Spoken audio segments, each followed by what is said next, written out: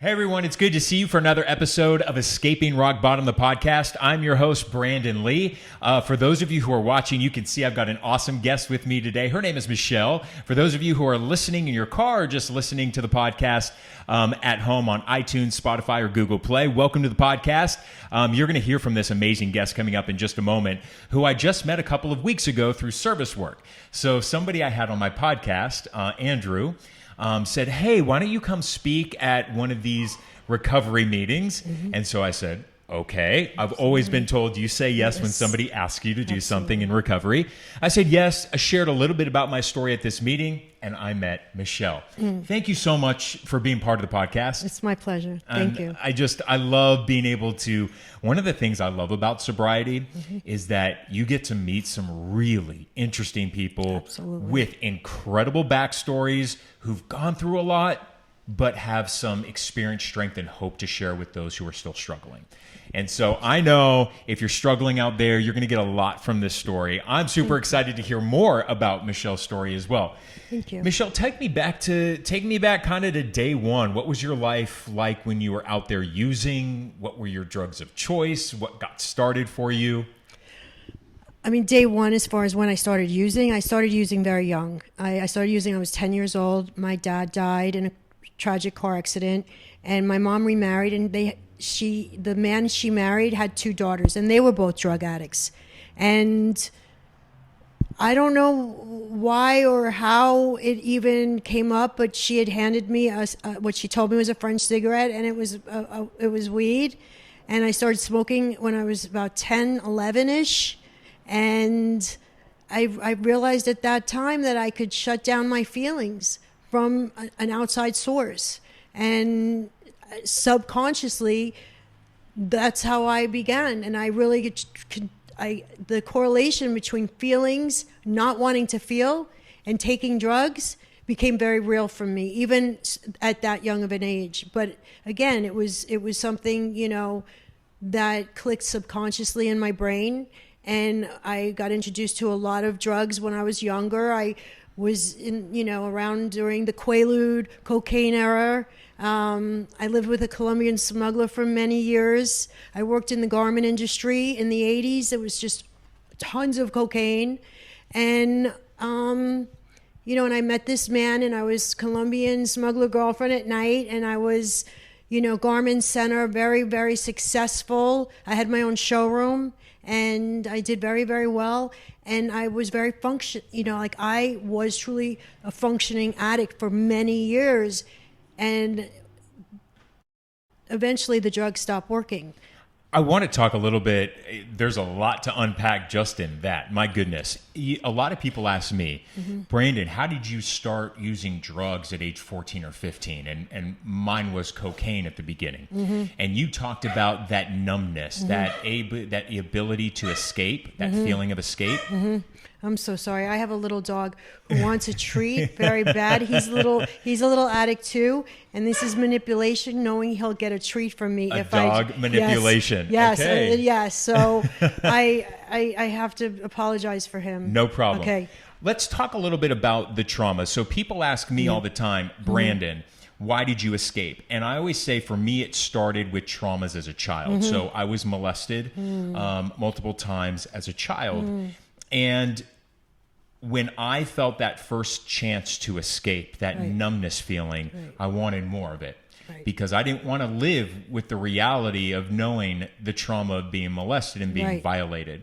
And you spoke about that escapism and the tragedy of losing your father at such a young age. When you eventually started to grow up, you were talking about being in the garment industry and how there was a lot of rampant drug use around that. How on earth did you end up with some dude in a cartel? So I worked in the garment industry. I was in a building off Broadway. I was in the elevator, and he was in the elevator, and he started talking to me. I told him where I worked. I worked at a very, very popular company at the time. And one day he walked into my showroom, and we started talking, and I was already doing lots of cocaine. He told me he was Colombian, and I said, wow, that brought him, I opened up the door, and he had a big bag of cocaine in his pocket. And that was it.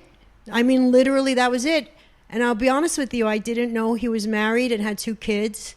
We were together for several years before I realized that. And he left his wife, and we lived together for 10 years in New York. What was that like, living with somebody in the Colombian drug cartel? What on earth was that like? Were you scared ever? Never. You were never scared? Never. And my mother, who, because that's pretty scary.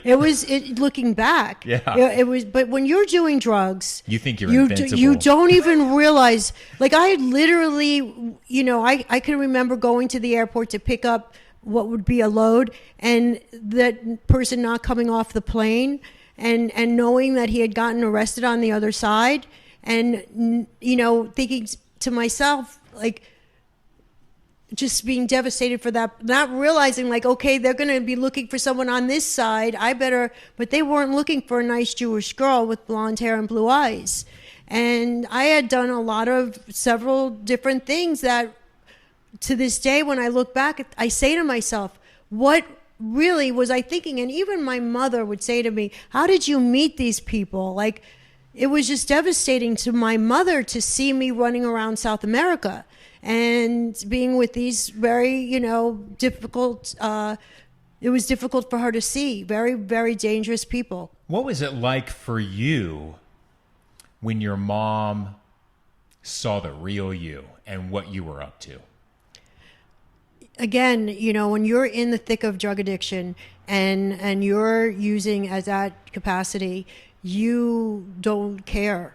You really just Even your don't own care. mom No, I absolutely never did. The reason I say that is because when I was hospitalized twice, I toward the end of my era, and my rock bottom was right here in Hollywood, Hollywood Presbyterian. Yeah. I overdosed, was in a coma twice within a week, on my deathbed, brought back to life. Yeah. And they asked me, and the doctor said, we need to call your family. And I lied, and I said, I don't have family. Because to me, if my parents would have come to the hospital and seen me in that coma, or seen me hooked up to all those monitors and machines, the game would have been over. The gig would have been up, because I was living what I thought was the best double life possible. So as long as nobody too close to me knew the real me, I was able to keep using. So it's interesting that your mom was able to see you in your active use with this drug cartel guy, and you still didn't care. And I honestly, Brandon, just even, hearing your story, it pulls on my heart, because there's been more times than just my mother seeing what I was doing and who I was with. And also I had overdosed several times. I started overdosing. I started using heroin and I to balance the cocaine habit, and then eventually started overdosing. And I could remember as young as 23, and I remember exactly I was 23. I overdosed. I had liver failure, kidney failure, liquid in my lungs, pancreatitis. They were testing my family for both a liver and a kidney, and because I had total organ shut down. So my mother, who lived in Long Island, they called and said to my mother, please hurry to the hospital. And my mother, who couldn't even drive, had to take a cab from where we lived in Long Island to Manhattan. My mom was that mother who never left any rock unturned, and she sent me to the finest treatment centers for years to help me get sober. I went to Hazleton. I stayed out there for 16 months. I went to Eric Clapton's in Antigua. I could go on and on and on. I wasn't until that was at 23 when I was starting to overdose, and when my life hadn't even unraveled, I was still maintaining my business, which was very successful, and still able to be this other person when necessary, that I was living with this Colombian. It wasn't until about 28 where I started to not show up for work, and I started the drugs started to really take a toll, and the overdoses and the lifestyle was wearing on me, and he got arrested. So I could no longer get drugs from him. He was in Colombia, and he got a very long, big sentence. So I eventually, at 30 years old, got sober and stayed sober for 11 years. Do you think that that was a huge blessing for you to break free from him, Absolutely. break free from that Colombian drug lord? Him thrown in jail gave you almost a pass to go get clean. It came from higher place. We learned that in the program. Nothing happens, in our world by mistake, and today he's extradited. So he can't even come to the United States. That's a blessing for me. Not to say that, listen, he's not the story I am, but, God bless his journey and his path. But for me, it's better that he can't come here to the US. Not to be able to have that kind of access to that amount of drugs. How much time do you have now? Right now I have 10 months, so I've had time a couple of times. Right, so you have 10 months clean now. Yes. But take me back, because how much time did you have strung together before you relapsed? So I had 11 years. I was 2 weeks short of 11 years. And working a very strong program of recovery in a different fellowship that I'm in now, in Narcotics Anonymous, and in Miami. And I had a big life. I had a jewelry company. I had 2 stores. I was very successful. I had all the bells and whistles. I lived on the ocean. I drove a Porsche. I had everything on the outside that anyone would look. I traveled all over the world. I did great things.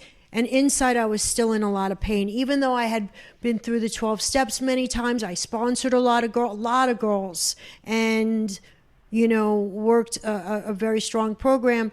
There was some pain still left over that I hadn't dealt with, that came up after I got what's called a resentment. And I want to, we say in the program, the one thing that will take us back out is resentment. If we don't work through those resentments, working the 4 steps, the written work, those are the things that usually will come back to haunt us. So I always tell people, when you start feeling feelings of resentment towards quite a few people, time to check inward. Absolutely. Time to check inward and open your mouth. And what I love about your story, and not that I love the fact that you relapsed after 11 years. It's part of my story. But it is part of your story, and that story is a great lesson for other people. Because what I love to tell people, it doesn't matter how much time in recovery you have, it's the quality of time of sobriety. Absolutely. And a lot of people will say, God, you almost had 11 years. Like, how does that even possibly happen? And what I want to talk about is the shame and the stigma that still exists in our society today prevents people, even like you and me, with a lot of time, we've had a lot of time in recovery, that if I'm struggling, I might be afraid to tell people I'm struggling because I don't want them to think less of me. Well, that's part of what happened. Ego. I mean, it's all ego. And that is something that, when you say you're sorry about my relapse, I'm not sorry. Because I've learned so much from that part of my my journey, my process, that I have a different kind of recovery now. Where what I realize in when you have a resentment, it cuts you off from the sunlight of the spirit, as we say, and that being connection to our higher power. Because the anger, the resentment, the hurt, the sadness, it stops us from going to that higher place. You know what I tell you, and that's a beautiful point, because you know what I tell people? The only thing that keeps me from picking up a crack pipe or another drink is my spiritual connection to my higher power. 100%. It's not the meetings, it's not this, it's my spiritual connection. Absolutely. And you're absolutely I'm right. here to tell you. Those resentments absolutely Disconnect. start to cause disconnection. It's almost like a bad cable line, and your phone starts cutting out. Exactly. And you're like, yo, higher power, I need help. Wait, I'm cutting out because we haven't worked through some of those things. Right. So beautiful. So I shared earlier today and this morning that what I have, that connection right now is a different connection because of that experience. Because I have to make sure that I'm spiritually fit. Like how we say, again, these are all things that we learn, in the textbook that we study, that, if we're not, it's contingent on the daily maintenance. So every day, today I couldn't stay clean on yesterday's shower, right? That's what we say. And so I need to always make sure I'm checked in, I'm dialed in, I'm elevated. So even if I'm not, sometimes it doesn't even come from program. I study the Kabbalah. I go tonight actually. I do yoga every day. I did that before you came. I was at a class on hot yoga. For me, that's where I dial in, and I need to continuously dial in as well as help someone else, because that's all coming from that higher connection, that higher place, and that higher frequency as it is. Can I ask you a question? When you relapsed, how long were you out?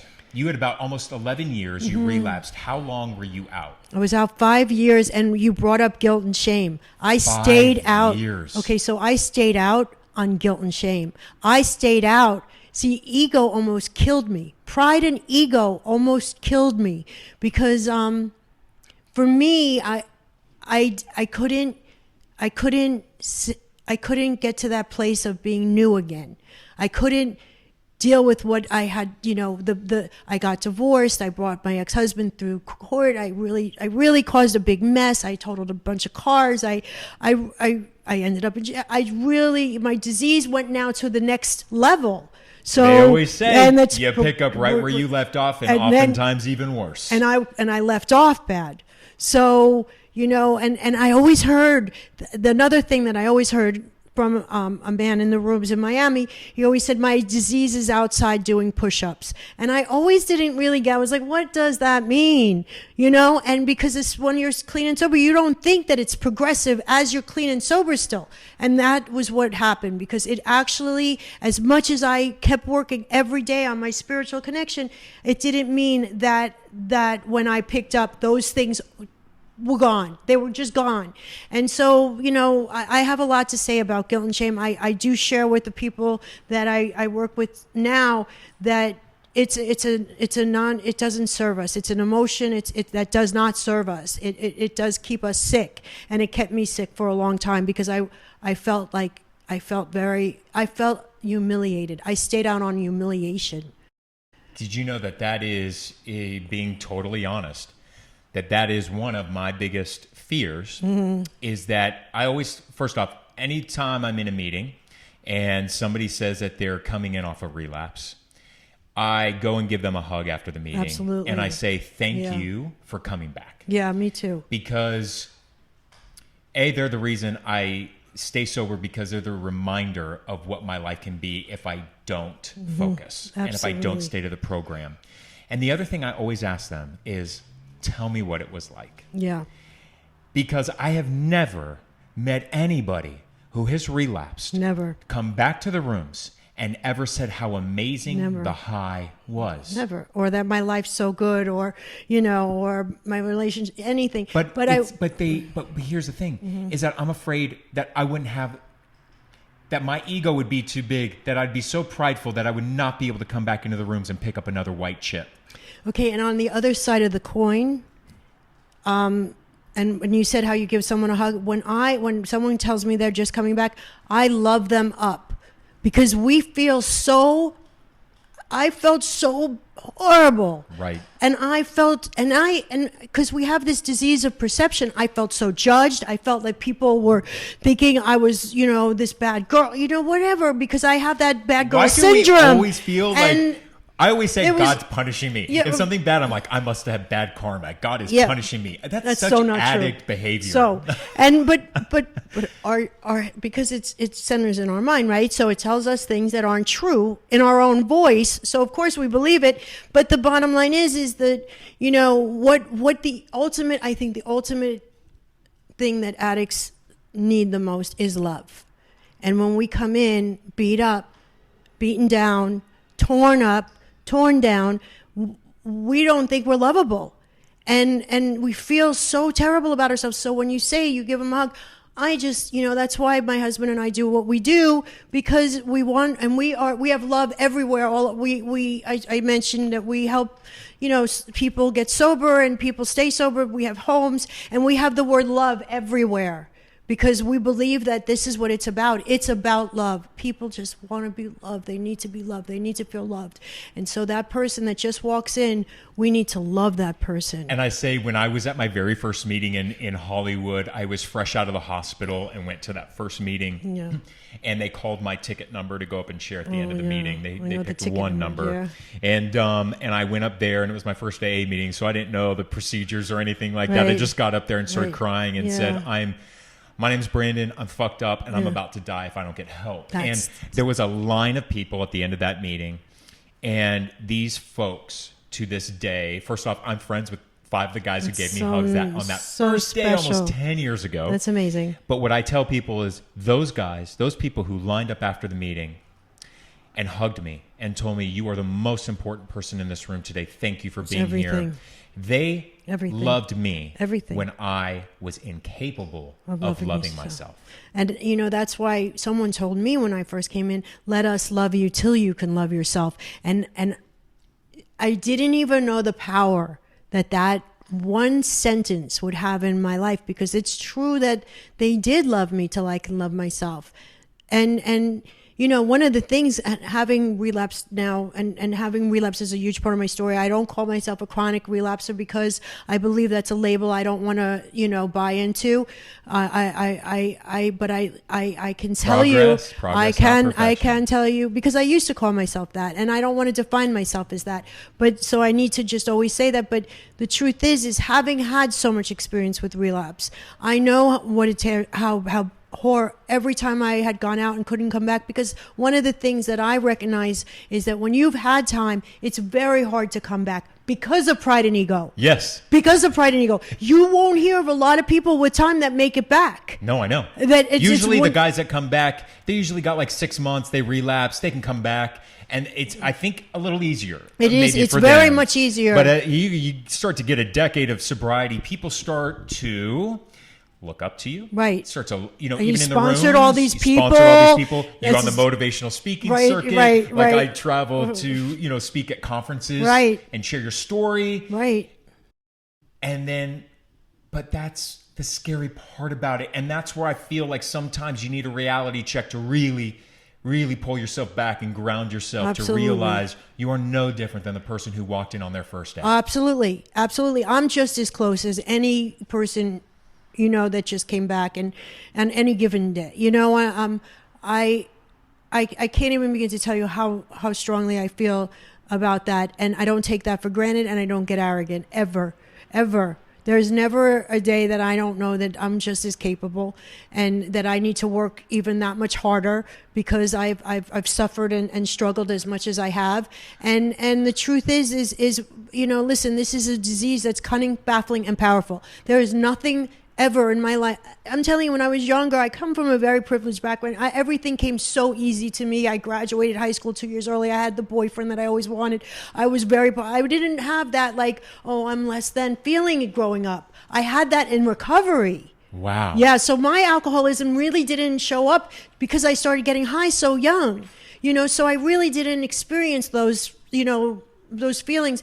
But my point is that this is the only thing that I had that it was hard for me. Recovery was staying sober is the only thing that I had to work extremely hard for, and I still wasn't able to do it perfectly. But the truth is it's not something we do perfectly. And yes, we do fall, but the key is to come back. And we always say it is progress. It is not perfection. Absolutely not. There's no such thing. No, there is no such thing. And the other thing too, what I really want people to understand is that just because you had nearly 11 years doesn't mean that experience went away when you came back. No, it doesn't mean that. And I always like to say that to someone who's gone out with time. I always mention that, I try and soften the blow by saying you are only changing your sobriety date. I will say, though, that when you do go out, you do lose that spiritual connection. You do things that aren't spiritual. You take a toll on your... But the seed has been planted. But all the information's there. The experience, And that help is out there, and there's a pathway absolutely. to a better life. There's a solution. There's a solution. You just have to be willing to accept it. That's the hardest part. Yeah. Because once you know that, You can't go out and use So can successfully. I always you say know that. what I mean? I always Because you- wondered that. And this is the reason, Yeah. okay, first off, this is the reason why I love people who relapse and come back in, because relapse never has to be part of your story. No, absolutely not. It never has to be part of your story. Absolutely. But it's because people like you come back and share what Mm-hmm. the experience was like. And I take you at your word for it. Mm-hmm. Here's what people tell me when they relapse, because I'm like, what was it like? Right? Because listen, 10 years into this program, I still got fantasies. Mm-hmm. Those using fantasies, they come in. I'm able to dismiss them, but it's not like the fantasies go away. Well, we're not responsible for our thoughts. Right. And so I ask people like you, and I ask other people, okay, so when you went back to your drug, like, what was that high like? And you know what people tell me? They're like, it was terrible because I have AA in my brain. Exactly. I have 12-step in my brain. And the moment I got high, I started feeling guilty. Absolutely. I mean, again, the expression, a head full of AA and a belly full of booze. Yeah. That's that's a nightmare of all nightmares. And you know that there's a solution. You know that there's help, and you know that you've been sober before, so you know that it's possible, and that eats at you, because when we get that, if you're an addict like I'm an addict, we have the allergy, and the allergy means that when we put a substance in, we can't stop. So once that happens, and so the worst feeling that I've ever felt of all my feelings, and I felt a lot of feelings, thank God, is that feeling of wanting to stop and not being able to, and wanting to stop and saying I'm going to stop and not stopping, and knowing that you can go and get help and ask for help and go to a program or go to meeting, or there's so many different things you can do, but the drug becomes that important, and it's that louder voice until we get some recovery that's stronger than our disease, so we can listen to that softer voice that tells us, there's always hope. What's your life like today? Aw, I mean, I have to be honest with you. I've had some real tough times, but my life today is amazing, amazing, amazing, amazing, amazing, amazing, and I feel extremely blessed, and there's not a day. There's very few moments that I don't recognize that and don't acknowledge that, because of how much I've suffered and how bad it's been, and that I do know that I'm on borrowed time. I do know that really, if life was fair, I would be dead. I've died many. I died on Pico. On a run. I had gotten some fentanyl, and they found me dead at Flatline. They gave me Narcan, 3 shots of Narcan. I didn't come back, and I woke up on a ventilator. And so I know God has a purpose for me. I don't take that lightly either. And I'm married to a man who also has had a similar life, very different but painful. And we both have devoted our lives to helping other alcoholics and addicts, and we have a purpose, and that's what this life has given me, a purpose. I love that. I love that message. And as we kind of begin to wrap up this edition of this podcast, the purpose of me writing a book that comes out pre-sale this week. It's an exciting time. But the purpose of me putting my story out there and writing a book was to break my own anonymity. Okay, it was to break my own anonymity, knowing that there are so many other people, millions of people out there who are desperate to find a solution, who will never find recovery rooms. Okay, that's just the fact. I know that's the fact. And so whatever way I can reach them, whether it's through a book, whether it's through this podcast, is that I want people to know that there is hope, that you can build an amazing life for yourself. But my main mission is to end the stigma that comes with addiction. That stigma, it is powerful. That stigma drives people to relapse. Absolutely. It also drives people to never come back and ask for help. Yes, absolutely. And if you can, that's the thing. If we could even touch one person, that's the gift, but God gave us God this saved problem. You God saved me from overdoses. God saved me you from a coma. Yeah. 2 comas in a week. Yes. Because as you said, God had a bigger purpose for you. And that's why people are like, Brandon, you saying and exposing everything you may never get another job in news again. Nobody will ever hire you again. And you know what I say to that? You know what? What do I say to God when I meet my creator or I meet my higher power one day when I pass away and my higher power says, Brandon, I saved you so many times for you to stand up, stand in your truth and spread this message and save other people's lives. What do I say back to that if I was like, oh, sorry, I was more concerned about getting another job in news or, I was worried about my career. I'm like, no, God saved me so I can help save others. Right. And it's beautiful that you recognize that, because that's the gift that we get as addicts.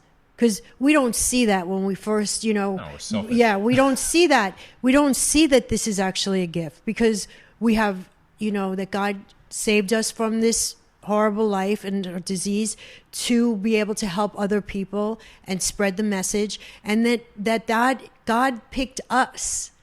We are the chosen people, because God must have really believed in us to give us this kind of life to be able to pass on a higher message, a powerful message that this is possible.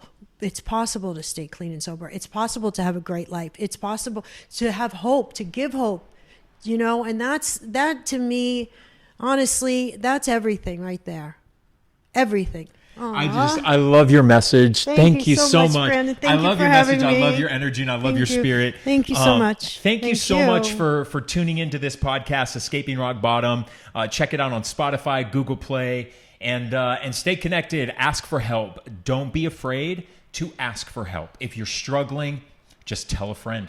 Tell somebody, because that will take the weight of that shame, of that guilt, or whatever it is that's bothering you. It'll help lift some of that so you don't choose drugs as your escape. Because as you just heard from both of our stories, numbing yourself will lead you to death. It just will. So thank you so much for tuning in. We'll see you back here next Tuesday.